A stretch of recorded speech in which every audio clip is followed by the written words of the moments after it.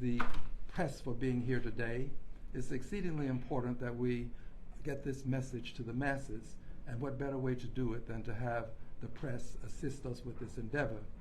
I'm also very proud to be here today with some persons from the Odyssey House. Odyssey House, as you know, is a place that has been promulgated, promoted, and produced over at Cenikor. We have a very special message today, and I shall present a portion of that message. Thereafter, we will hear from persons from Cenikor, and thereafter we will take Q&A from the press. Let me start with this, friends. There is a problem of drug abuse among our young people. It's a problem that necessitates our immediate action. Currently, teenage drug use went up 61% from 2016 to 2020. 1 in 8 teenagers abuse illicit substance this year. 2.8 million teenagers aged 12 to 17 across the nation report using drugs last month. 50% of teenagers have misused drugs at least once before entering high school. 62% of teenagers in the 12th grade have abused alcohol. In Texas, 9% of statewide teenage population abused alcohol. In Texas, 7% of the statewide teenage population has abused drugs. 83% of them report using marijuana. 4% report misusing pain relievers. 4% report using other drugs such as heroin, cocaine, etc. And 9% report abusing alcohol. There is a dire need for assistance to help our young people who find themselves caught up in the world of drugs. Today, we are here to provide more than hope. Hope is defined as a desire that is predicated upon an expectation of a fulfillment. Today, we are going to provide that fulfillment. Today, we have to make sure that we give Cenikor the help that it needs, perhaps not all of the help it needs, but the help that it needs to repair some of their facility, roof repair, ceiling repair, kitchen upgrades, help with the security system, many of the things that they need to do to continue to serve our young people and to help us with this large number of persons who are unfortunately engaged in drug abuse. I'd like to share briefly this vignette with you because I think it helps you to better understand why I feel so compelled to be of service to Cenikor. I had a cousin who came to Houston, Texas. And I'm sharing this vignette because there are many people who think that the young people who are engaging in drug abuse, that they come from very poor families, that they're among the downtrodden. My cousin was not poor. He was not wealthy, but he came from a fairly well-to-do family. He had a father who was an officer of the law. And he came to Houston, Texas because he was having some problems at home.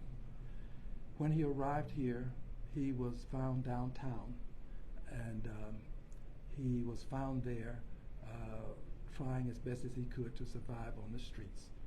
I took him in. He appeared to need the kind of hope that would give him a sense of a better tomorrow. I tried to provide that hope. That hope had to have the fulfillment that would give him that brighter tomorrow. Unfortunately, he didn't get the fulfillment aspect of that hope.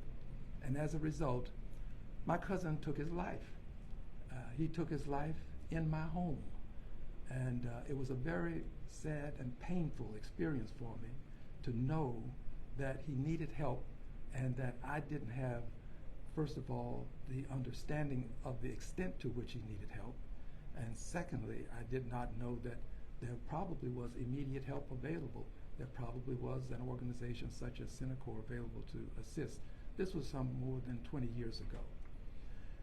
I mention this because we don't want there to be other young people to find themselves in the circumstance that my cousin had to cope with. But I also mention it because I want people to understand that this is about more than the poor. Yes, there are many poor people who find themselves living in the streets of life, but there are also many young people who are doing fairly well. They have families that are good families, good parents. There may be some disagreements at home, but he came from a family that could provide him the kind of help that he needed. Yet he found himself living in the streets of life here in Houston, Texas, and eventually took his own life. So today, we are proud to tell you that we are going to make a presentation to Cenikor so that they can continue to save lives. They do this. They're in the business of saving lives. They're in the business of helping young people who find themselves abusing drugs. One of the drugs that I am told is extremely, unfortunately, used too much now is fentanyl. And a good many of the young people that they help find themselves having to cope with fentanyl. It is a highly addictive opioid. It does not take many opportunities of use to become addicted. Fentanyl is destroying lives. Many of these are lives of young people who, but for fentanyl, would have bright futures. So Odyssey House, Cenikor, is providing them with the opportunity to have that bright future, to become productive citizens, and to make a difference not only in their lives, but in the lives of other people. When you save one life, when you help one person, you help all of the people that that one person will encounter throughout his or her life. We're proud to be in the business of helping them to save lives. With this said, I'm going to ask Bill to come forward. Bill Bailey is the CEO and president at Cenikor. We'd like to have him make his comments before we make our presentation. So Bill, the microphone is yours. Thank you. We cannot begin to thank Congressman Green enough for his leadership and dedication to the district and to the city of Houston. Without question, he has had a wonderful impact on our program and our ability to serve clients. This past year, we served a little less than 200 young people. With the pandemic, we saw some of the numbers drop of people coming to seek service. However, the kids that we're now seeing today come with greater mental health issues and greater addictions. And they often bring multiple challenges. We're very fortunate that we're not only able to work with their substance abuse issues, but also to help work with their mental health issues. And this has been a real growth opportunity for our organization to step up and meet these young people where they're at and help them in their road to recovery and help them face the many challenges and prepare them to re-enter society to become contributing members of society. We also want to thank the Houston Independent School District for their support in helping us have ongoing educational opportunities so that these young people don't fall behind in their schoolwork. And often we're able, with intentions, catch up with the grades that they may have lost. And again, we're very appreciative to have the opportunity to be here with Congressman Green to share this great need in the community and the services that are being provided. All right, and now we will hear from someone who is a senior manager at Odyssey House, Stanley Moore, who does an outstanding job with young people. Stanley. Thank you, Congressman. I'd like to first open up and say we feel fortunate and blessed to be able to be granted this money to help us at the Odyssey House. The Congressman stated earlier that our young adults need hope. We like to see ourselves as bearers of hope to give them an opportunity to grow within themselves. At the Odyssey House, we've also been fortunate with our partnership with HISD to have 81 of our graduates actually go through the program and actually get credentials, academic attainments that can move them forward once they leave our Odyssey House. We actually had one young adult, one young man who just gave up on school. He graduated. We've had 4 residents who went through our program have actually graduated from their school district throughout the state of Texas as well. So we're thankful for what the Congressman is doing, and we're also thankful for our president, Mr. Bill Bailey, for his vision and allowing us, Odyssey House, to push. Bill always says that when the mission and business collide, the mission always wins. Well, with that being said, we're thankful for Bill. We're thankful for the Congressman, and at the Odyssey House, we'll continue to push forward and help our young adults to succeed and move forward. Our motto is, we will continue to save lives. Well, we greatly appreciate your motto, and we even more so appreciate the fact that you fulfill the words in your motto, your credo, if you will. This is very special now. We are about to bring more than hope. Hope, again, is an expectation of fulfillment that gives you reason to believe that you can have a brighter tomorrow. Well, today we have that expectation being fulfilled, and we'd like to make this presentation. I shall step around to the front of the podium with the actual check, but this is a check that I am proud to present, as proud as any I have ever presented, because I know that it will go toward helping young people and saving lives. So at this time, friends, we shall move to the front and make the presentation.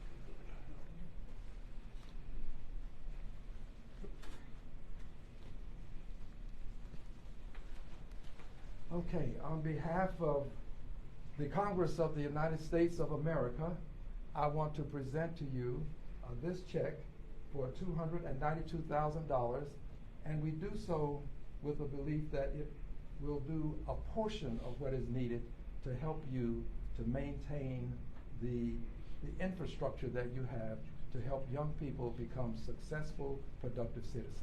I want to thank you for what you do. Thank you so much, Congressman. I know that this will encourage our leadership and our board and other donors in the community to step forward and help maintain this worthy program and continue to serve the community. Thank you. All right, with that said, we're going to engage in a bit of Q&A. I suppose I should let you keep that, huh? Don't take it to the bank. Okay. We're going to engage in a bit of Q&A, but just for the record, I'd like to again mention some of these numbers because they're overwhelming. These numbers are pretty important. Teenage drug use went up 61% from 2016 to 2020. 1 in 8 teenagers abused an illicit substance this year. 2.8 million teenagers aged 12 to 17 across the nation reported using drugs last month. And in Texas, 7% of the statewide teenage population has reported some drug abuse. 83% of them reporting marijuana use in the last month, 4% pain relievers, 4% the use of other drugs, and 9% alcohol. There is a problem. Cenikor is in the business of helping us to solve these problems and produce productive citizens. I take questions at this time. Thank you. Can I have you just explain, or anybody explain how much this money helps the facility? I think Bill is probably better suited to do that than I. So Bill, if you would. Thank you. So the 75% of the clients we serve are economically disadvantaged, and that creates a great strain on the facility and the financial resources. And so these funds will help us take care of things. Roof is not very glamorous, but it's very important if it's raining. And along with that, it gives us opportunity to make kitchen upgrades to make sure that we, maintain all the safety and health, as well as bringing in additional security cameras.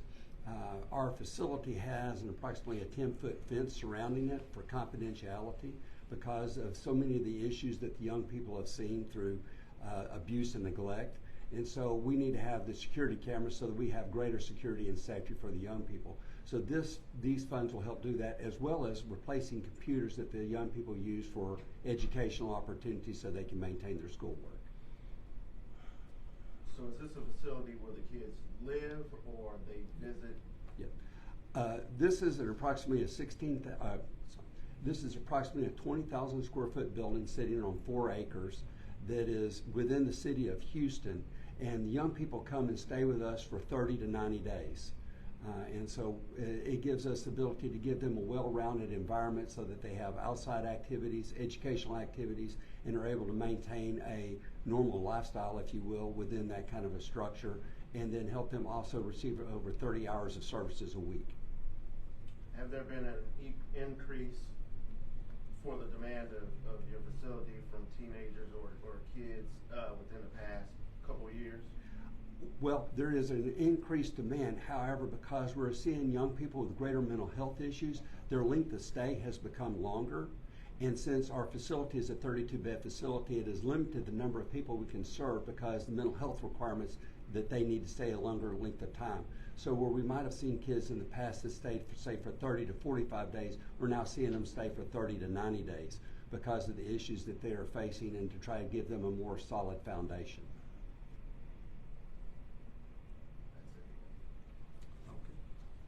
Any additional questions? Well, again, thank you for being here. We greatly appreciate having the press present, and we trust that this message will get the attention that it merits. We're about the business of trying to help Cenikor. Cenikor is about the business of saving lives. Let's do what we can to help them. Thank you very much, everybody. All right. We'll make our way out this way.